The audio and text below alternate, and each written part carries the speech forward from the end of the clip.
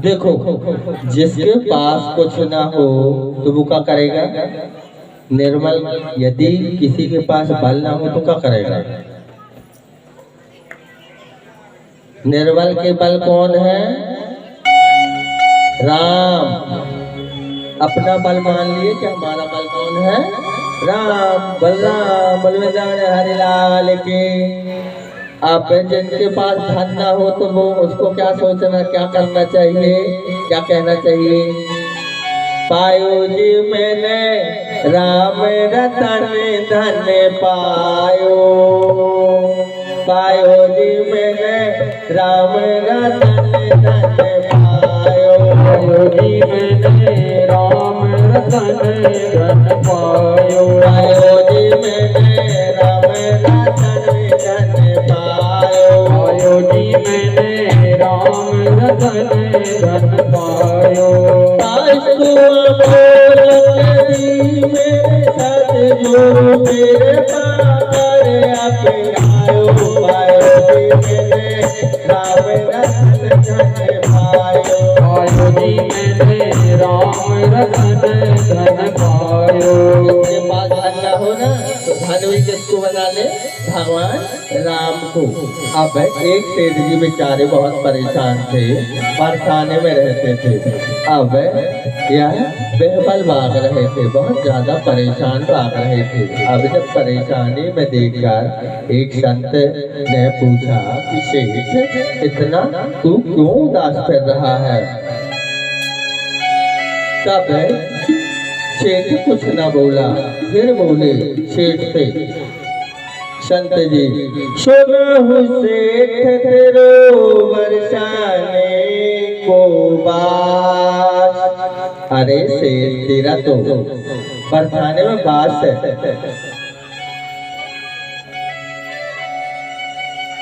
क्यों उदास रहता है? जहाँ पर राधा रानी खुद नाच रही है। कहने लगा, मुझे पुत्री नहीं है। कहा, अच्छा, इस कारण तेरी उदासी छाई है। तो सुनहु सेठ तेरो बरसाने को बास। हीना तेरा राधा तेरी सुता, काहे रहत उदास। जब तू बरसाने का है तो इसी नाते तो तेरी राधा क्या कहलाई? पुत्री। अब क्यों उदास रह रहा है? आई, उसको भी अकल आई, बहुत प्रसन्न हुआ और प्रसन्न होकर सेठ बोलने लगा, कृष्ण के पासे जीवन पथ पर आती कोई न बाधा। कृष्ण कृपा से जीवन पथ पर आती कोई न बाधा।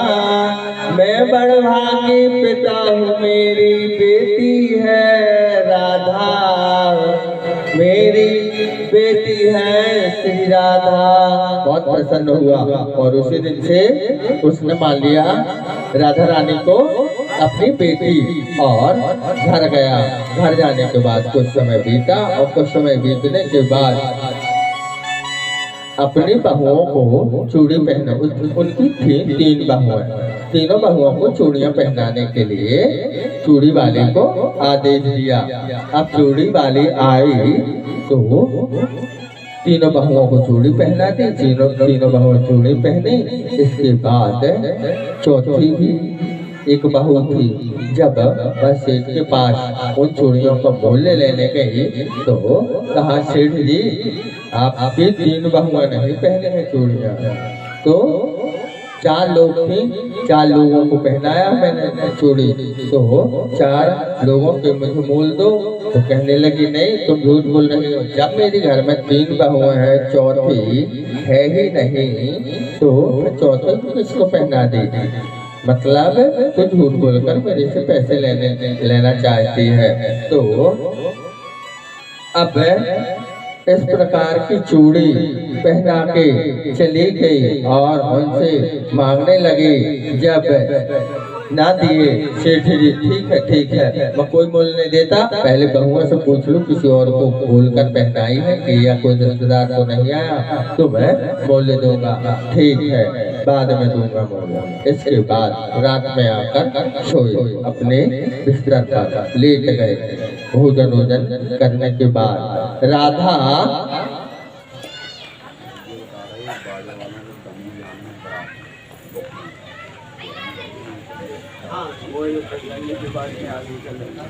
इसके बाद राधा रानी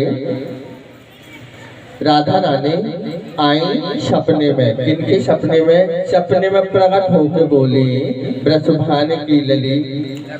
सपने में प्रकट हुए बोली वृषभान की दुलारी। कन्यावनाए तात नात न निभायो है। सपने में प्रकट हुई और बोली कि हे पिता तुम कैसे पिता हो, मुझे कैसे बेटी बनाए हो? आपको 3 बहुएं याद रही और मैं बेटी भूल गई। अपनी बेटी तो बना ली आपने लेकिन नाता निभाना नहीं आया आपको। तब इसके बाद बेटी का जब मोल नहीं चुकाया तो सपने में ऐसी बोली। एकदम सेठ जी जाकर असहाय उठे और बैठकर चूड़ी पहर ली मैं जान पितुकागे। राधा रानी अपना गला भर बोलने लगे कि मैं तो अपने पिता का घर समझ के चूड़ी पहन ली। चूड़ी पहर ली जान पिता कागे। आप मन हारन का मोल ना चुकायो है। 3 बहुएं तुमको प्यारी और मैं बेटी, मेरा मोल तुमको भारी पड़ गया तो हे पिता ठीक है जैसा आप कहें। 3 बहू याद रही बेटी नहीं याद रही। कहत श्री राधिका का हिया भार आयो। या भरवाया उनका गला रुधाया और अब कुछ बोलने की स्थिति में ये ना रहे और बहुत ज्यादा दुखी हो गए। इसके बाद कहने लगे 4 चूड़ी के कारण तात मोह बिसरायो है। 4 चूड़ियां मैंने क्या पहन ली और आपने मुझे बिसरा दिया। सेठ रोने लगे, इस प्रकार रोने लगे कि उनके दूध का पारा बार ना रहा। और अब रात में तो बहुत अंधियाला था। उठे 3 बजे, चौथा पहर भी नहीं रख पाया था। 3 बजे उठे। जितनी संपत्ति थी उनके पास, जितने रुपया पैसा था दाम था, सारा एक झोले में डाले उठाए और चल दिए कहाँ? मनिहारन के द्वार पर और आहट करने लगे। मनिहारन का दरवाजा खटकाया, खोल मनिहारन, खोल मनिहारन। मनहारन दरवाजा खोला, जुगल नयन जल से भरे, मुख ते काढ़े न बोल। मनहारन के पाव परे लगे चुकावन मूल। बार बार उस मरहारन के पैर पड़ने लगे, हे मरहारन मुझे क्षमा कर दे और ये है रुपया पैसा धन संपत्ति जेवर सब कुछ ले आया हूँ। तुझे जो कुछ चाहिए जितना चाहिए ले ले। तब वह मनिहारन कहने लगी कि यह क्या कर रहे हैं, कैसा चंबा कर रहे हैं, मेरे पैर क्यों पकड़ रहे हैं और इतनी रात में आप क्यों आए? तब सेठ जी कहने लगे, भाग तिरु मनिहारन भाग तिरु बड़ भाग। हे मनिहारन तेरे से बड़ भागा कोई नहीं है। तेरे से बड़भागी कोई नहीं है। तू तो ऐसा उत्तम स्थान पा गई, ऐसा उत्तम कार्य कर ली जो बड़े बड़े यतियों को भी, संत महात्मा पुजारियों को भी नहीं मिलता। बड़ भाग है तेरे जो ऐसा कर्म हुआ। फिर कहने लगे, मैंने मानी सुता किंतु निज नैनन निहारी है। मैंने राधा को अपनी बेटी माना, परंतु आज तक मैं इन नैनों से नहीं देखा। मैंने मानी सुता किंतु निज नैनन नाही निहारी है।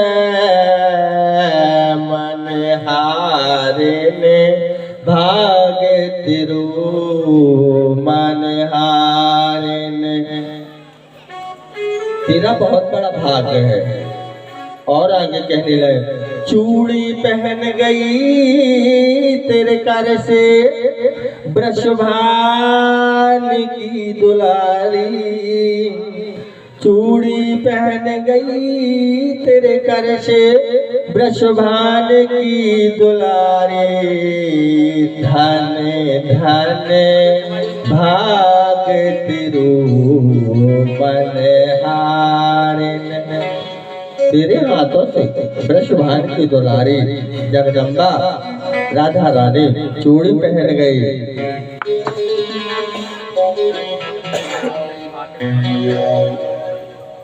इसके बाद कहने लगे, इन चूड़ियों को ले ले, इन चूड़ियों की पहराई जितना जो लेना ले ले, क्योंकि तूने इतना बड़ा उपकार किया है। मेरी बेटी को चूड़ी पहने।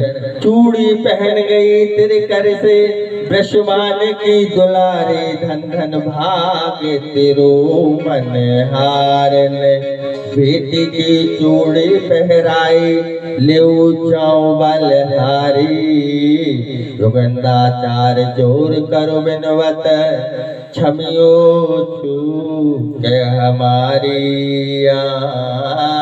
क्षमियो चूक हमारी। धन धन भाग तिरो मन हारन। अब जब या इस प्रकार का सुनिए, आंसू बरस रहे थे, मोल लेने का प्रार्थना कर रहे थे, तब वह मनहारिन भी अपने मन में सोचने लगी। क्या सोचने लगी? जब तुम मिलो अमूल धन। जब इतना बड़ा धन में लगाया है जो बड़े बड़े यति ऋषियों को, मुनियों को, देवताओं को भी प्राप्त नहीं होता, वह सुख, वह परम आनंद तुझे प्राप्त हो गया है। तो जब ते मिलो अमूल धन, अब का मांगत मोल री मने। जन्म जन्म की प्यास मिट गई, अब तो अखियाँ खोल, अब तो अखियाँ खोल। बोलो वृंदावन में हरिलाल की। देखो इस कहानी में, इस कथा में यह सीखने को प्राप्त हुआ कि यदि हम देवी देवताओं से किसी भी प्रकार का जो संबंध बना लेना, तो वो संबंध चाहे हम भूल जाए, हम उस नाते को न निभाएं, लेकिन कन्हैया और मैया उस नाते को खुद निभाते हैं। बोले वृंदावन में हरिलाल की। अब ऊपर वाले भी और नीचे वालों का भी बहुत प्रेशर है। देखो ऊपर वाले भी दिखा रहे हैं अपनी आंखें कान, और नीचे वाले भी एक भैया आके डांट गए हैं।